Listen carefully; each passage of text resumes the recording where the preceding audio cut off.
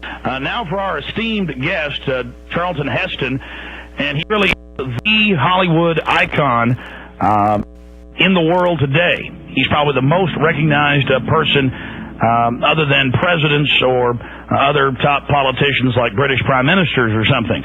And I don't say that lightly. I mean, everybody knows who Charlton Heston is, and it really made the socialist in the culture war, as Mr. Heston calls it, angry when he stepped up at the plate a couple of years ago, back into the Second Amendment fight, and now his new book is amazing, The Courage to Be Free.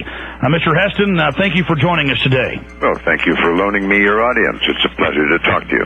You bet. Why did you decide to get back really involved in the Second Amendment fight at the forefront and to write this new book, The Courage to Be Free? Well, of course, I've been involved with the Second Amendment, you could say, since I was a little kid shooting deer up in Michigan.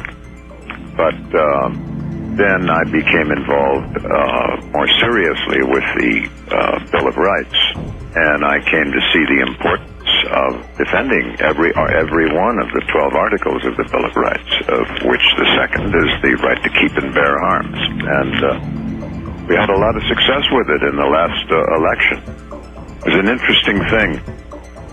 The president last April felt that this would be a good time to take down the NRA, and he made a couple of brief radio addresses about it and so on, but he realized it wasn't going to fly, and so he abandoned it.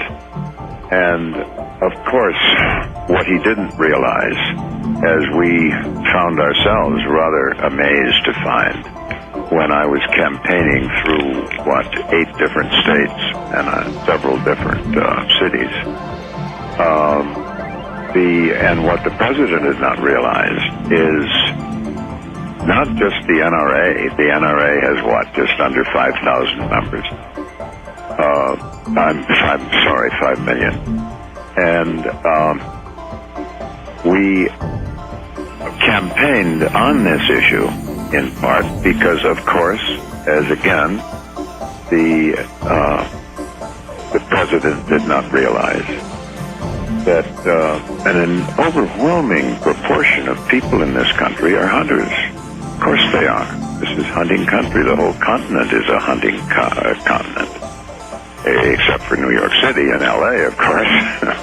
Yeah, those basic... And we had enormous success. We would gather crowds. Flint, Michigan, I think, was the biggest one. We had a rally at 7 o'clock in the morning, which meant people had to, who were going to work, of course, driving to work, had to get up to come at 6 o'clock. And we had over 3,000 people in some different venues. And in every case, the Second Amendment won the day. It was quite surprising, I have to say. Well, we see the mainstream media, the controlled propaganda arms is what I call them, and I think they've shown themselves to deserve that title, convincing a lot of people that the average American isn't for the Second Amendment. But if you can explain to people the basics of how it's there to defend us from the street thug, the government thug, or to put food on the table, not to mention just as a sporting enjoyment and heritage, most people are actually for it. John Ashcroft right now, they're trying to confirm him. I think he would be a good... I think he will be confirmed. I think he will make a fine Attorney General, certainly a far better one than Janet Reno. But absolutely, that wouldn't be too hard to do. But Mr. Kennedy, who I really don't think has any room to talk, with all the skeletons in his closet, began to attack. There's no one in the U.S. Senate that has more skeletons in his closet than Kennedy. He should be ashamed of himself. He really should. I worked for his older brother. I voted for him. I campaigned for him. But Teddy Kennedy is another piece of work entirely. But anyway, to return to this, the question of the Second Amendment, there are, for example, now 41 states that have concealed carry laws, meaning that if you pass a background check, show that you have no felony convictions of any kind, show that you demonstrate that you know how to use a firearm safely, you can then get a permit to carry a concealed carry weapon under your arm or wherever. And that's something I don't want to do because I don't fear I've used too many pistols in too many movies. They're kind of heavy to carry. But anyway, the point is that in every one of the 42 states where there is concealed carry laws, one, the murder rate, the crime rate, two, never mind the murder rate, the crime rate has dropped significantly in every one of those states. Why? Because, of course, most people who have this permit don't carry all the time. But the point is, the bad guys don't know who's carrying and who isn't. So that is, of course, you don't need to have to carry then. Now, again, ladies and gentlemen, we're talking to Charlton Heston. His new book, we'll tell you how to get it in just a second, The Courage to Be Free. It's powerful. I read about half of it this morning. Well, thank you. Got it in yesterday. But going back to the Ashcroft thing, because it ties into the Second Amendment. It does indeed. Kennedy attacked him on the Second Amendment because, of course, Ashcroft is pro-Second Amendment, pro-Constitution, Bill of Rights. And he said, how dare you say that these guns are here to defend us from tyranny and government? Well, it turned out that Ashcroft's actual quote was basically paraphrasing Thomas Jefferson. So how dare Kennedy? Any comments on that? I have to say, much as I admired his big brother, I think Teddy Kennedy is one of the worst members of the U.S. Senate. I really feel that. And he shoots his mouth off, and he has the right to do so. He's a U.S. Senator, but he is not a good one. Well, I think they show their hatred for the Second Amendment. You talk about a culture war a lot in your newest book, and, of course, in your eloquent speeches. I almost fell over when I saw you on one of the NRA news shows when you said, you can take it from my cold, dead hand. You raised up that musket. The old musket, yeah. Yeah, that worked out very well. But I think, I can give you any number of examples. For example, the largest and fastest growing group of purchasers of small handguns in the country, single women.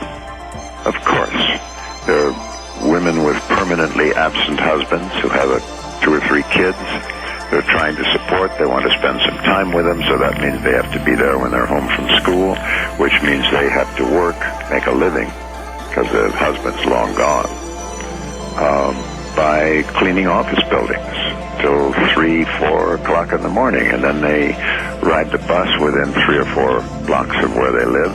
But then they got to walk those last blocks in the dark, all by themselves. Of course they want a small pistol in their purse.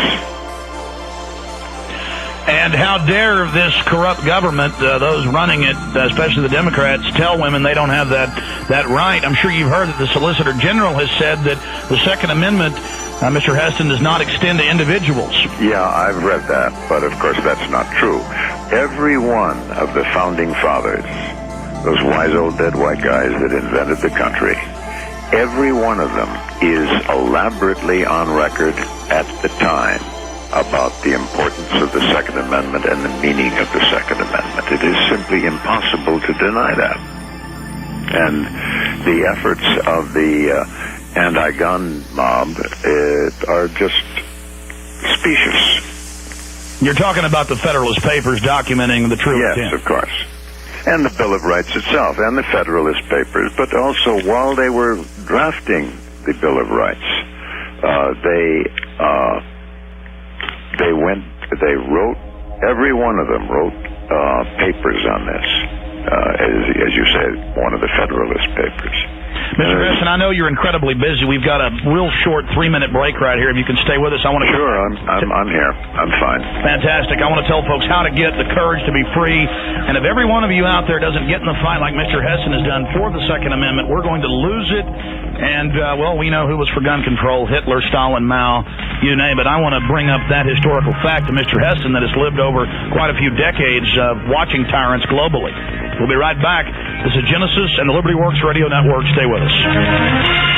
The Genesis Communications Radio Network proudly presents The Alex Jones Show, because there's a war on for your mind. All right, we're back live, ladies and gentlemen. And one of our talk show hosts, Dave on Kleiss, just called in and said that he'd be happy to donate his song, and it's awesome. You can take it from my cold, dead hands. Probably have to send Mr. Heston a copy of that. We're talking to Charlton Heston, his new book, The Courage to Be Free. And right now I'm going to tell you how to get it, ladies and gentlemen. You really need to order this book. You need to, after you're done reading it, pass it on to friends. It's a toll-free number to call. It's 800-697-8844. That's 800-697-8844. Or go to the website. It's one word, couragetobefree.com. Now going back to Mr. Heston, who really needs no introduction. Tyranny. I mean, isn't that one of the strongest arguments against gun control and restricting law? Absolutely. And I'm so glad you asked me that question, because if we consider that our revolution was the first and most significant close to a democratic government since the founding of the Roman Republic, then following our revolution, successful, was the French Revolution, which quickly collapsed into the Bloody Terror, followed by the dictatorship of Napoleon, followed in due time by the dictatorships of Hitler and Mussolini and Stalin. And mind you, two of those men, both Hitler and Mussolini, were elected by democratic procedure. And then we get to Pol Pot and Laurent Kabila, who was killed just the day before yesterday, I believe. I thank God will not miss him. And Mao Zedong, and of course Fidel Castro, and every one of these monsters, and I think it's fair to call them that, every one of them, their first act on taking office, including the two that were elected democratically, their first thing they did was to confiscate all privately held firearms. The defense rests. Absolutely, Mr. Heston. Again, Charlton Heston, ladies and gentlemen. In fact, I've looked at the actual numbers, and accountants and others have, and the states with the highest taxes have the most egregious gun control. I don't think that's an accident. No, I don't think so either. It's the firm intent of the liberal left, no question. Well, how can they even get away with the term liberal, meaning they're into freedom? I see the so-called liberal left militarizing the police, building prisons everywhere, and going after good people's guns. Well, of course, originally, the idea of being a liberal meant a certain concern for the rights of the individual. Now it doesn't mean anything like that. Now it means the rights of the government. And we have to constantly stand against that. Well, the left has really had a problem coming after you because on the subject of, the God-given rights of black people in this country, you were right out there at the forefront fighting. When there were real environmental problems, you were out there at the forefront fighting. And now they're like, what is Heston doing? He's out there fighting for the Second Amendment. How dare him? I actually saw some guys on one of the big classic movie shows bad-mouthing you before they aired Soylent Green, which is one of my favorites. There you go. But I have to tell you, on the other day, on Martin Luther King Day, I was invited by CORE to attend their banquet, and I was the principal speaker, and they gave me a bust of Dr. King, which, having spent as much time as I was able to do with him, I'm very proud to have. So it's really hard for them to attack your record. I mean, this really is another human right to be able to defend ourselves. Absolutely. It is certainly among the first of human rights. Again, folks, the book, The Courage to Be Free, the website, thecouragetobefree.com. That's one word, thecouragetobefree.com. When we come back in the next segment, Mr. Heston would have left us, but I'll give you the number again to get the book, and I'd imagine it's in all the major bookstores, or should be. Last question, where do you see the fight in the next 2 years? I think it's critical if the socialists, known as the Democrats, win control of the House and the Senate. We could even in 4 years have the first gentleman bill back in the White House with Hillary as the president. No, we couldn't get Mr. Clinton back. That would be against the Constitution. Yeah, 22nd Amendment, but he'll still be back in the White House as the first gentleman. See the joke? Yeah. Do you think Mrs. Clinton can be elected? I don't think so. I'm not sure. Well, we're going to have to work on that, aren't we? Well, we certainly are. In fact, I have to tell you, Mr. Heston, I'm glad to see the NRA getting more hardcore. No, we've got to do it. It's too important. We've tried to keep out of that fight, but I think this last election proved that it was important to stay with it. Every American should vote. I've seen one of your news shows on where you admit the UN and others are involved actively internationally to get our guns. Yeah? Oh, yes, indeed. Absolutely. Well, Mr. Heston, God bless you for joining us, and I appreciate your long fight for people's rights, and I know you will continue, and best of luck. And thank you for loaning me your audience. It's been a pleasure and a privilege. God bless you, sir. And you. We'll be right back. This is GCN. What will you do without freedom?